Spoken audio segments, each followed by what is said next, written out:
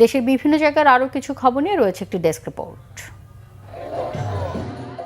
অন্তর্বর্তী সরকারের অধীনে নিরপেক্ষ নির্বাচনে বিএনপি ক্ষমতায় এসেছে, যার মাধ্যমে জনগণের ভোটাধিকার প্রতিষ্ঠা পেয়েছে মন্তব্য করেছেন ঢাকা ২ আসনের এমপি আমানুল্লাহ আমান। কেরানীগঞ্জে স্কুলের শহীদ মিনার উদ্বোধন শেষে তিনি একথা বলেন। নিখোঁজ বিএনপি নেতা এম ইলিয়াস আলী রাষ্ট্রীয় সন্ত্রাসের শিকার বলে দাবি করেছেন পানি সম্পদ মন্ত্রী শহীদউদ্দিন চৌধুরী অ্যানি। ইলিয়াস আলীর সন্ধান কামনায় সিলেটে আয়োজিত দোয়া মাহফিলে তিনি এ মন্তব্য করেন। নদী গবেষণা ইনস্টিটিউটের কর্মকাণ্ড আরও বেশি গবেষণা নির্ভর হওয়া প্রয়োজন বলে মন্তব্য করেছেন প্রধানমন্ত্রীর অর্থ ও পরিকল্পনা উপদেষ্টা রাশেদ আল মাহমুদ তিতুমির। ফরিদপুরে জোবায়দা করিম জুট মিল ও নদী গবেষণা ইনস্টিটিউট পরিদর্শন শেষে মতবিনিময় সভায় তিনি কথা বলেন।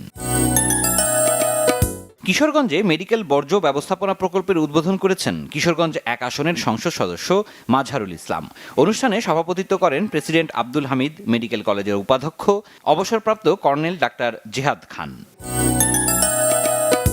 ঝালকাঠিতে বাংলাদেশ সরকারের ক্যাশলেস ভিশন ২০৩১ বাস্তবায়নে সরকারি তোফাজ্জল হোসেন মানিক মিয়া ডিগ্রি কলেজ সভাকক্ষে ডিজিটাল ক্যাম্পেইন অনুষ্ঠিত হয়েছে। প্রধান অতিথি ছিলেন কলেজের ভারপ্রাপ্ত অধ্যক্ষ মোহাম্মদ শহীদুল ইসলাম। সভাপতিত্ব করেন পূবালী ব্যাংক কাঠালিয়া উপশাখার ব্যবস্থাপক মোহাম্মদ মোস্তাফিজুর রহমান।